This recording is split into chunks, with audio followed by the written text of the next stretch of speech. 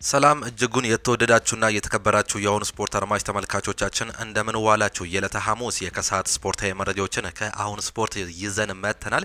የጃንዋሪ ዝውውር ዛሬ መከፈቱን ተከትሎ እንግዲህ በርካታ መረጃዎችን እየሰማን እንገኛለን። ከዚህ መካከል እንግዲህ ያልተጠበቀው መረጃ ኤንዞ ማሬስካ እንዲሁም ደግሞ ቼልሲ እንደተለያዩ ነው ፋብሪዚዮ ሮማኖ እያረጋገጠ የሚገኘው። ያለፉትን 48ና 24 ሰዓታት እንግዲህ በቼልሲና በኤንዞ ማሬስካ መካከል ያለው ችግር እጅግ በጣም ተጧጡፎ ነበር። ፋብሪዚዮ ሮማኖ ይህ ነገር ተጠናቋል ሲል ነው እየገለጸም የሚገኘው። ስለዚህ ያልተጠበቀው 80 መቀደድ ምንን አስከሰተ፣ ምን ይዞ ይመጣል የሚለውን በዚህ ፕሮግራም ላይ በሰፊው ይዘን የምንመጣ ነው የሚሆነው። እንዲሁም ደግሞ አንዳንድ አሰልጣኞች ካሁኑ ቼልሲ ጋር ስማቸው የተያዘም ይገኛል። ኤንዞ ማሬስካም እንዲሁ ከማንቸስተር ዩናይትድ ጋር ነው ስማቸው የተያዘ የሚገኘው። ሌሎችም የዝውውር መረጃዎችን ይዘን የምንቀርብ ነው የሚሆነው። ብሬንያን ጆንሰን ወደ ክሪስታል ፓላስ ወደ ሌላኛው የለንደን ክለብ ሊሄድ እንደሚችል መረጃዎች በስፋት እያመላከቱም ይገኛሉ። እሱንም እንዲሁ የምንመለከት ይሆናል። ዛሬም የሚጠበቁ በርካታ ጨዋታዎች አሉ። ይህ ጨዋታ እንዴት ይደረጋል፣ ስንት ሰዓት ላይ ይደረጋል፣ ማን ከማን አላቸው የሚለውን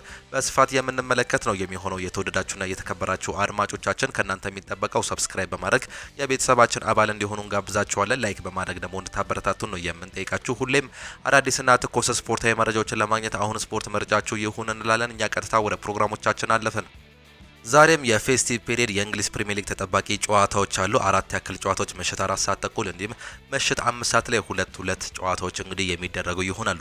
በአጠቃላይ አራት ጨዋታዎች ለንደን የሚደረገው የክሪስታል ፓላስ እና የፉላም ጨዋታ ምሽት 4 ሰዓት ተኩል ላይ የሚጀምር ይሆናል። የጨዋታ በሴልሃርስት ፓርክ ስቴዲየም በክሪስታል ፓላስ ስቴዲየም የሚደረግ ጨዋታ ነው። ክሪስታል ፓላሶች እንግዲህ በእንግሊዝ ፕሪሚየር ሊግ ተከታታይ ሶስተኛ ሽንፈታቸውን ባለፈው ሳምንት በሜዳቸው በዚሁ በሴልሃርስት ፓርክ ስቴዲየም በቶተናም መሸነፋቸውን እናስታውሳለን። ያልተጠበቀ ተከታታይ ውጤት ያስመዘገቡት አሰልጣኝ ኦሊቨር ግራስነር እንግዲህ በአሁኑ ሰዓት ላይ ጫናዎች እየበዛባቸው ይገኛል። ካለፉት 3 ጨዋታዎች ሁለቱ በሜዳቸው ነው የተሸነፉት። አንዱን በማንቸስተር ሲቲ አንዱን በቶተናም ከሜዳቸው ውጪ ደግሞ በሊድስ 4-1 የተሸነፉበት ውጤት በርካቶቹ ያልጠበቁት ውጤትም ነበር። ዛሬ ደግሞ ከሌላኛው የለንደን ክለብ ጋር የሚገናኙም ነው የሚሆኑት። ፉላምን ደግሞ በተቃራኒው ስንመለከት ተከታታይ 3 ጨዋታዎችን ማሸነፍም ችሏል። አንዱን በሜዳው ሁለቱን ደግሞ ከሜዳቸው ውጪ ዌስትሃም ዩናይትድን እንዲሁም በርንሌይን ማሸነፍ መቻላቸው ነው እየተመለከተን የምንገኘው። ዛሬም የሚደረገው ጨዋታ እጅግ በጣም ተጠባቂ ጨዋታም ይሆናል። ክሪስታል ፓላስ 12 ጊዜ፣ ፉላም 16 ጊዜ 18ቱን ደግሞ በአቻ ውጤት ማጠናቀቅ መቻላቸው ነው የተመለከትነው። የመጨረሻ የአምስቱ እርስ በርስ ጨዋታዎችን ስንመለከት 3ቱን የመጨረሻ ጨዋታዎች ክሪስታል ፓላስ ማሸነፍም ችሏል። አንድ ጊዜ አቻ የወጡ ሲሆን አንዱን ደግሞ ፉላም ነው ማሸነፍ የቻለው። ነገር ግን የመጨረሻዎቹን 3 ጨዋታዎች ክሪስታል ፓላስ ማሸነፍ መቻሉን እንዲሁ ስታቲክሳቸው እየገለጸም ይገኛል። በዛሬው ጨዋታ ላይ የማይገኙ ተጫዋቾችን ስንመለከት ክሪስ ሪቻርድ በጉዳት ምክንያት በዛሬው ጨዋታ ላይ በክሪስታል ፓላስ በኩል አይገኝም። ዳንኤል ሙኑዝ በጉዳት እንዲሁም ደግሞ ካማዳና ኢስማኤል አሳር በጉዳት ምክንያት የማይገኙ ተጫዋቾች ናቸው። አንዳንዱ ደግሞ በአፍሪካ ዋንጫ ምክንያት የማይገኙ መሆናቸው ነው እየተመለከተን የምንገኘው። ዱኩሬ፣ ቻይድ ሪያድ እንዲሁም ደግሞ ግሩፒ የመሳሰሉ ተጫዋቾች አይኖሩም በዛሬው ጨዋታ ላይ በክሪስታል ፓላስ በኩል። በሌላ በኩል ስንመለከት በፉላም በኩል ባሴ በአፍሪካ ዋንጫ ምክንያት፣ አሌክሲዮቢን በተመሳሳይ በአፍሪካ ዋንጫ ምክንያት የማይገኝ ተጫዋች ነው። ሴሴኒዮን እንዲሁ በጉዳት ምክንያትና ቺኩዌዜም በኢንተርናሽናል ምክንያት በዛሬው ጨዋታ ላይ የማይገኙ ተጫዋቾች ናቸው። ሮድሪጎ ሙኒዝ በጉዳት ምክንያት የማይገኝ መሆኑ ነው እየተገለጸ የሚገኘው። ዣን ፊሊፔ ማቴታ በክሪስታል ፓላስ በኩል 7 ጎሎችን ያስቆጠረ እንዲሁም የሚጠቀስ ተጫዋች ነው። ዳንኤል ሙኑዝ 3 ጎልና 2 አሲስት ያለው ተጫዋች ነው። ሃሪ ዊልሰን 5 ጎልና 4 አሲስት በማስመዝገብ በፉላም በኩል የሚጠቀስ ተጫዋች መሆኑ ነው እየተመለከት ነው። ራውል ሄሚኔዝ 4 ጎልና 2 አሲስት ያስመዘገበም ሌላኛው ተጫዋች ነው። እነዚህም ጨዋታዎች ዛሬ የሚደረጉም ነው የሚሆኑት።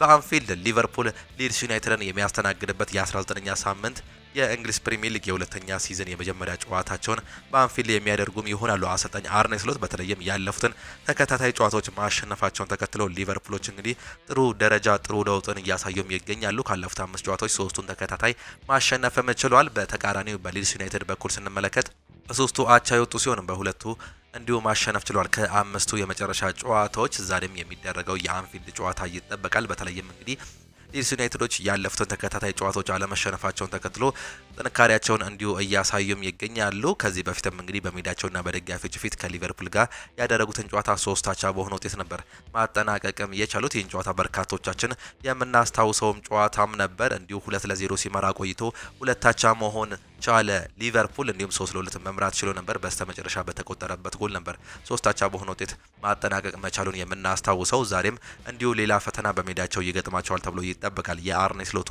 ሊቨርፑል። እነዚህ ሁለቱ ክለቦች እንግዲህ በታሪካቸው በተገናኙበት ጊዜ 60 ጊዜ ሊቨርፑል ያሸነፈ ሲሆን 30 ጊዜ በአቻ ውጤት አጠናቋል። 27ቱን ደግሞ እንዲሁ ሊድስ ዩናይትድ ማሸነፍ መቻሉን ነው የተመለከትነው። በዛሬው ጨዋታ ላይ የማይገኙ ተጫዋቾችን ስንመለከት እንግዲህ በሊድስ ዩናይትድ በኩል ጆይ ሮደን በጉዳት ምክንያት የማይገኝ ተጫዋች መሆኑ ነው እየተገለጸ የሚገኘው። ሎንግ ስታፍም እንዲሁ ጉዳት ላይ ይገኛል። በሊቨርፑል በኩል መሐመድ ሳላህ ለአፍሪካ ዋንጫ መሄዱን ተከትሎ በዛሬው ጨዋታ ላይ አይገኝም። አሌክሳንደር አይዛክ ከባድ ጉዳት እንዳጋጠመውን ይታወቃል። በዚህ ዓመትም ምናልባትም የማይመለስበት እድል እንዳለ ነው እየተገለጸም የሚገኘው። ጆ ጎሜዝ እንዲሁ ጉዳት ላይ ይገኛሉ። ዋታሮ ኢንዱ፣ ጆቫኒ ሊዮኒ ያልተገኙ በዛሬው ጨዋታ ላይ የተረጋገጡ ተጫዋቾች ናቸው። ሌሎቹ ግን እንዲሁ ሙሉ ብቃት ላይ እንዳሉ ነው አሰልጣኙ እየገለጸም የሚገኘው።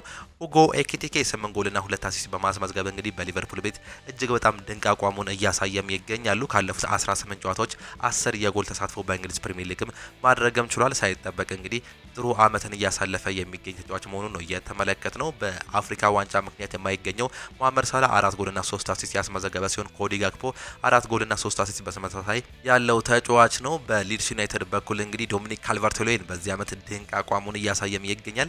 8 ጎል ላይ መድረስ መቻሉን ነው እየተመለከተን የምንገኘው። አንቶኒ ስታች 3 ጎልና 2 አሲስት እንዲሁም ደግሞ ሉካስ ኒሜቻ 4 ጎል ያስመዘገቡ ተጫዋች መሆናቸው ነው እየተመለከተን የምንገኘው። ይህም ጨዋታ ምሽት 4 ሰዓት ተኩል ላይ የሚጀምር ይሆናል። ብሬንትፎርድ ከቶተናም ሆትስፐር ሌላኛው ተጠባቂ ጨዋታ ነው። ይህ ጨዋታ እንግዲህ በቴክ ኮሚኒቲ ስቴዲየም የሚደረግ ጨዋታ ነው። በጂቴክ ኮሚቴ ነው ይህ ጨዋታ የሚደረገው። እነዚህ ሁለቱ ክለቦች በታሪካቸው በተገናኙበት ጊዜ ቶተናም 14 ጊዜ አሸንፈዋል። 2 ጊዜ ብቻ ነው ብሬንትፎርድ በታሪኩ ቶተናምን ማሸነፍም የቻለው።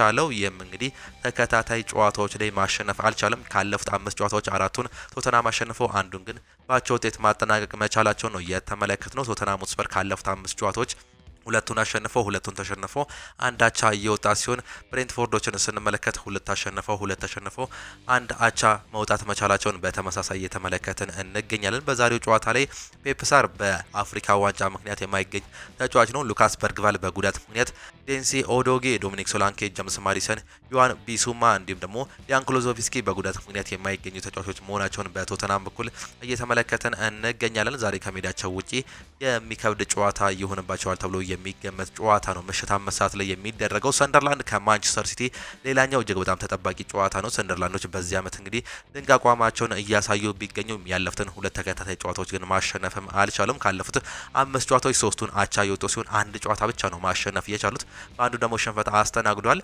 በዚሁ ከማንቸስተር ሲቲ ጋር በኢታድ ስቴዲየም ያደረጉትን ጨዋታ 3-0 በሆነ ውጤት መሸነፋቸውን የምናስታውሰው ጉዳይ ነው። ዛሬ በሜዳቸውና በደጋፊዎች ፊት በስቴዲየም ኦፍ ላይት የሚያደርጉት ጨዋታ ተጠባቂ ጨዋታ ነው። በዛሬው ጨዋታ ላይ እንግዲህ እነዚህ ሁለቱ ክለቦች የሚያደርጉት ፍጥጫ የሚጠበቅ ሲሆን ማንቸስተር ሲቲ በታሪካቸው 72 ጊዜ ሰንደርላንድን አሸንፈዋል። 48 ጊዜ ሰንደርላንድ ያሸነፈ ሲሆን 24ቱን በአቻ ውጤት ነው ማጠናቀቅም የቻሉት። የመጨረሻ 5 የእርስ በርስ ግንኙነታቸውን ብንመለከት ማንቸስተር ሲቲ ፍጹም የጨዋታ እንዲሁም የነጥብ የበላይነት አለው። 5ቱንም ማሸነፍም ችሏል። በዛሬው ጨዋታ ላይ የማይገኙ የማንቸስተር ሲቲ ተጫዋቾችን ስንመለከት ጄሬሚ ዶኩ፣ ጆን ስቶንስ፣ ኦስካር ቦግ፣ ኦማር ማርሙሽ፣ ሪያን አይትኑሪ እንዲሁም ማቴዮ ኮቫችች የማይገኙ ተጫዋቾች ናቸው።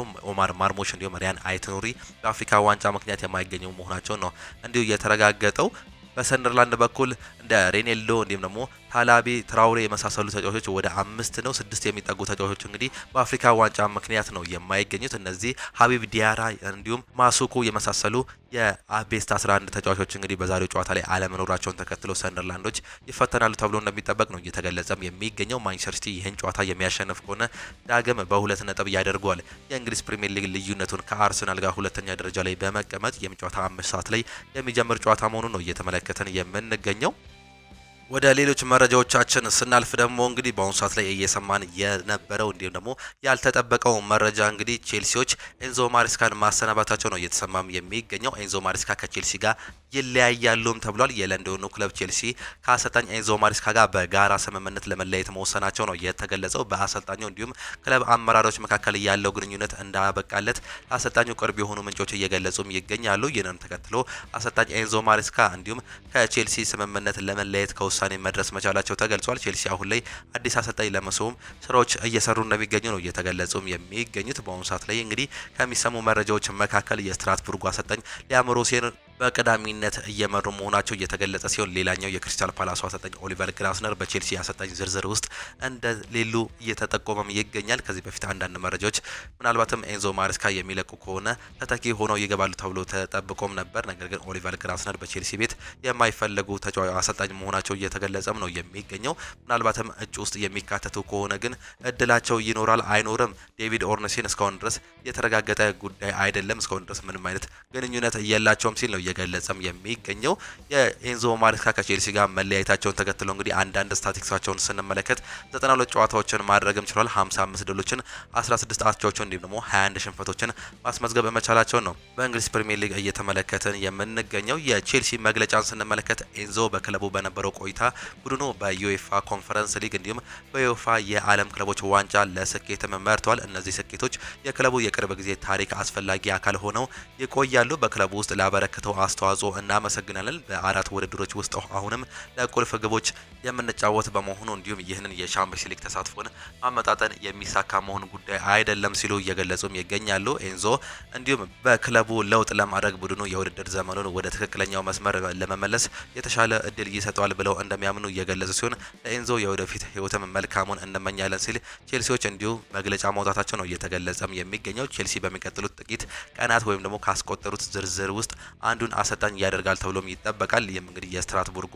ዋና አሰልጣኝ ምናልባትም ወደ ቼልሲ የመምጣት እድል እንዳለው ነው እየተገለጸ የሚገኘው። ሌላኛው ተጠባቂ አሰልጣኝ ተብሎ ይጠበቃል። ኤንዞ ማሬስካ እንግዲህ ወደ ቼልሲ ሲመጡ በርካታ ነገሮች ተጠብቆባቸውም ነበር። እንዲሁም ምናልባትም በርካታ ዓመታትን ይቆያሉ ተብሎ ቢጠበቅም ከ18 ወራት ቆይታ በኋላ መለየታቸው ነው በጥር 1 የተረጋገጠው። ይህም እንግዲህ ምናልባትም ሌሎች አሰልጣኞች እንዲያዩ መንስኤ ሊሆን እንደሚችል ነው በቶድ ቦሊ እንዲሁም ደግሞ በሌሎች አመራሮች በኩል እየተገለጸም የሚገኘው። ቼልሲዎች ኤንዞ ማሬስካን ሲቀጥሩ በርካታ ጥያቄዎች ተነስቶባቸውም ነበር። ከዚህም ዋነኛው እንዲሁም ደግሞ የማይረሳው ጥያቄ የነበረው ኤንዞ ማሬስካ የማሰልጠን አቅም ወይም ደግሞ ልምድ የላቸውም። በዚህም በርካታ ጊዜዎችን እንግዲህ ትላልቅ ቲሞችን ሲያሰለጥኑ ተመልክተን አናቅም። ይህም እንግዲህ ምን ሊሆን ወይም ደግሞ ምን ሊፈጠር ይችላል የሚሉት የበርካቶቹ ጥያቄ እንደነበር እናስታውሳለን። በእርግጥ ከፔፕ ጋርዲዮላ ስር ሆኖ በምክትል ዳይሬክተርነት በምክትል አሰልጣኝነት በማንቸስተር ሲቲ ቤት ሰርተዋል። ይህም ጥሩ እርምጃ እንዳደረገላቸው ይታወቃል። ነገር ግን ትላልቅ ቲሞችን አለማሰልጠናቸው ምናልባትም በቼልሲ ቤት ይፈተናሉ ተብሎ እንደሚጠበቅ ከዚህ በፊት ተገልጾም ነበር። ይህም እንግዲህ በዚህ አመት እንዲሁ እየተመለከትን እንገኝ ነበር። ትላልቅ ጨዋታዎች ላይ ምንም እንኳን ጥሩ እንቅስቃሴ ማሳየት ቢችሉም ግን ኮንሲስተንሲ አልነበራቸውም። በርካታ ጥያቄዎች ይነሳባቸው ነበር በቼልሲ ቤት። ይህንንም ተከትሎ እንግዲህ ኤንዞ ማሬስካ በአሁኑ ሰዓት ላይ በስምምነት መለያየታቸው ነው እየተገለጸ የሚገኘው። በቼልሲ ቤት አንዳንድ ደጋፊዎች እንዲሁም ደግሞ ለቼልሲ ቅርብ የሆኑ መረጃዎች እንደሰማነው እንዲሁም ደግሞ እንደምንመለከተው ከሆነ ኤንዞ ማሬስካ በርካታ ጥፋቶችን በዚህ ቲም ውስጥ አልሰሩም ሲሉ ያነሳሉ። በተለይም በክረምት የዝውውር መስኮት የመጡት በርካቶች ተጫዋቾች በተጫዋቹ ምርጫ ሲሆን በክለቡ ምርጫ ብቻ የተደረገ ጉዞ መሆኑ እንደነበር ነው የሚገለጸው። ቼልሲዎች እንግዲህ ባለፉት 2 እና 3 ዓመታት እያደረጉት ያሉት ስትራቴጂ ታዳጊ ተጫዋቾችን መሰብሰብ ነው። ይህም እንግዲህ በአሰልጣኙ ላይ ትልቅ ጫና ፈጥሯል ሲሉም ይገልጻሉ። በተለይም በቼልሲ ቤት ከዚህ ዓመት ከሚነሱ ችግሮች መካከል የመሀል ተከላካይ ዋነኛው ነው። ነገር ግን ቼልሲዎች በክረምት የዝውውር መስኮት ምንም አይነት የተከላካይ ስፍራ ተጫዋች ማስፈረምም አልፈለጉም። ይህም እንግዲህ በቼልሲ እንዲሁም ደግሞ በኤንዞ ማሬስካ ያለው ክፍተትን ያሳያል ሲሉ ይገልጻሉ። በአማካይ እንዲሁም ደግሞ በአጥቂ ቦታ ላይ ልምድ ያላቸውን ተጫዋቾች ሲፈልጉም ነበር። ይህ ግን በቼልሲ አስተዳደር በኩል ፈቃደኝነት አልነበረም። ከዚህም በተጨማሪ ልምድ ያላቸውን ከማምጣት ይልቅ እንግዲህ እንዲሁ ታዳጊ ተጫዋቾችን ማምጣትም ችሏል። ከማንቸስተር ዩናይትድ እንግዲህ እንዲሁ አሌሃንድሮ ጋርናቾን መውሰዳቸው ይታወሳል። ከቦሩሲያ ዶርትመንድ ጄሚ ጊተንስን ማምጣታቸው እንዲሁም ስቲቮን ከብራዚል ሊግ ማምጣታቸው እንደ ሊያም ዴላፕ የመሳሰሉ ተጫዋቾችን በአጥቂ ቦታ ላይ ማሳተፋቸው እንዲሁም ታዳጊ ተጫዋቾችን በርካታ ተጫዋቾችን መሰብሰባቸውን ተከትሎ ቼልሲዎች ተጫዋቾችን እንዲሁ በሮቴሽን የሚጠቀሙበት ዋነኛ ምክንያት ተጫዋቾቹ ልምድ እንዲያገኙ ሳይሆን ለሽያጭ ሲቀርቡ ገንዘባቸው ዝቅ እንዳይል ይህም ደግሞ ለገንዘባቸው ሲሉ ቼልሲዎች የሰሩት ነው እንጂ በአሰልጣኙ ስር ምንም አይነት ጥፋት የለም ሲሉ አሁንም እያነሱም ይገኛሉ። በእነዚህ ችግሮች መካከል የሚፈጠሩ በርካታ ነገሮች አሁንም ይቀጥላሉ ሲሉ ነው እየገለጹ የሚገኙት። አሁንም ቢሆን እንግዲህ ኤንዞ ማሬስካ መለያየታቸውን ተከትሎ ሌላኛው የሚመጣው አሰልጣኝ የስትራስቡርግ አሰልጣኝ መሆኑ ነው እየተገለጸ የሚገኘው። ይህም አሰልጣኝ እንግዲህ ልምድ የሌለው አሰልጣኝ ነው። ሊያም ሮሴኒየር ይህ አሰልጣኝ በስትራስቡርግ ራሱን ያሳየ ቢሆንም በትላልቅ ክለቦች ግን የመስራት የመስራት አቅም ኖሮት አያቅም። ይህም እንግዲህ ምናልባትም በቼልሲ ቤት ሌላኛው ፈተና ሊሆን ይችላል። ምናልባትም እንደ ኤንዞ ማሬስካ ሁሉ ተመሳሳይ ነገሮች ሊያጋጥሙት እንደሚችሉ ነው መረጃዎች በስፋት እያመለከቱም የሚገኙት። አሁንም ጥያቄዎች በስፋት የሚነሱት ኤንዞ ማሬስካ በቼልሲ ቤት መጥቶ ይህን ነገር መለወጥ አልቻለም። እንዲሁ የሌላኛው የስትራስቡርግ አሰልጣኝ መጥቶ በቼልሲ ቤት ምን ለውጥን ያመጣል የሚለው በርካቶቹ አሁንም የሚጠይቁት፣ እንዲሁም ተመሳሳይ ዝውውሮችን ሊያካሂዱ ይችላሉ። ይህንን መጠንቀቅ አለብን ሲሉ እየገለጹም ይገኛሉ። በአሁኑ ሰዓት ላይ ካሉ ፒቲሽኖች ውስጥ ካየናቸው ፒቲሽኖች ውስጥ እንግዲህ ከዚህ አሰልጣኝ ይልቅ ኦሊቨር ግላስነር በእንግሊዝ ፕሪሚየር ሊግ ልምድ አላቸው፣ እነሱ ቢመጡ ለውጦችን ያመጣሉ የሚል እምነት እንዳላቸው ነው እየተገለጸም የሚገኘው። ቀጣይ አሰልጣኝ ማን ይሆናል በቼልሲ ቤት አሁንም የምንመለከተው ጉዳይ ነው። የሊዮን ጎሬስካ ተወካዮች ከአርሰናል ጋር ግንኙነት ማድረጋቸው በአሁኑ ሰዓት ላይ መረጃዎች እየወጡ ይገኛሉ። ጠንካራ የዝውውር ጥያቄ ከቀረበ በጥር ወር ሊለቅ የሚችልበት እድል እንዳለ እየተገለጸም ነው የሚገኘው። ከማንቸስተር ዩናይትድ እንዲሁም ቶተናም ጋርም ንግግሮች ተደርጓል። ይህም ዝውውሩ በክረምት የመሆን እድሉ እየሰፋ ነው ሲሉም ይገልጻሉ። ፌነርባቼ፣ ጋላታሳራይ፣ ጁቬንቱስ፣ ናፖሊ እንዲሁም ደግሞ አትሌቲኮ ዲ ማድሪድም የአማካዩ ፍላጎት እንዳላቸው እየተገለጸም ይገኛል። በባየር ሙኒክ ቤት በዚህ ዓመት ከጉዳት ጋር እየታገለ የሚገኘው እንዲሁም ያለፉትን ተከታታይ 2 ዓመታት አቅሙን ሲያሳይ የነበረው ሊዮን ጎሬስካ በዚህ ዓመት ይህንን ነገር አለመድገሙን ተከትሎ ምናልባትም ወደ ሌሎች ክለቦች የሚሄድ እድል አለው። በአሁኑ ሰዓት ላይ አርሰናል ዋነኛው ኢላማ ሊሆን እንደሚችል ነው እየተገለጸም የሚገኘው። በእርግጥ አርሰናሎች ሁለት ጥርት ያለ ቲም መስራታቸው እንዲሁም ቲም ስፕሪታቸውን ከፍ ማድረጋቸውን ተከትሎ በዚህ ዝውውር ላይ ምናልባትም ገፍተው ሊሄዱ አይችሉም። ነገር ግን ስሙ በአሁኑ ሰዓት ላይ እየተሰማ እንደሚገኝ ነው እየተገለጸ የሚገኘው። ማንቸስተር ዩናይትድ ምናልባትም ይህን ነገር እያደርገዋል አብረን የምንመለከት ይሆናል። ሌላኛው ማንቸስተር ዩናይትድ በጥር የዝውውር መስኮት የመሃል ክፍል አማካይ ካላስፈረሙ በውሰት ሊሆን እንደሚችል ነው እየተገለጸ የሚገኘው። ዩናይትድ እቅዱ በመጪው ክረምት ኤሊዮት አንደርሰንን ማስፈረም ነው። በዚህም ምክንያት በዚህ የውድድር መስኮት በቋሚነት አማካይ ያስፈርማሉ ተብሎ አይጠበቅም ሲል ሜን እያስነበበም ይገኛል። ማንቸስተር ዩናይትዶች በአሁኑ ሰዓት ላይ ከፍተኛ ድርድር ሊያደርጉበት የሚችሉበት ተጫዋች ዣኦ ጎሜዝ ነበር። ይህ ተጫዋች ግን ከወልቨርሃምፕተን ጋር ይለቃል ተብሎ አይጠበቅም። ሌላኛው ፖርቹጋላዊው ሩበን ኔቬዝ ምናልባትም እንግዲህ በማንቸስተር ዩናይትድ ቤት ራሱን ሊያይ ይችላል። ይህ የ28 ዓመት ፖርቹጋላዊ ተጫዋች ፖርቹጋላዊ መሆኑ ምናልባትም ከአሰልጣኝ ሩበን አሞሪም ጋር ያስማማዋል ተብሎ ይጠበቃል። ሌላኛው ደግሞ በእንግሊዝ ፕሪሚየር ሊግ በወልቨርሃምፕተን ተጫዋቱ ማሳለፉ ሊጉን በደንብ ያውቀዋል የሚል እምነትም አላቸው። በዚህም የተነሳ በጥር የዝውውር መስኮት ይህን ተጫዋች የግላቸው ሊያደርገውት የሚችሉበት እድል አለ። ይህ ተጫዋች እንግዲህ ወደ ማንቸስተር ዩናይትድ የሚመጣ ከሆነ እስከ 15 ሚሊዮን ፓውንድ ለዚህ ተጫዋች ሊከፍሉም ይችላሉ። ይህም እንግዲህ ተመጣጣኝ ክፍያ ይሆናል ተብሎ እንደሚጠበቅ ነው መረጃዎች እያሳዩም የሚገኙት። ይህም ምናልባትም በማንቸስተር ዩናይትድ ቤት የሚጠበቅ ዝውውር ሊሆን እንደሚችል ነው እየተገለጸ የሚገኘው። ሌላኛው ማንቸስተር ዩናይትድ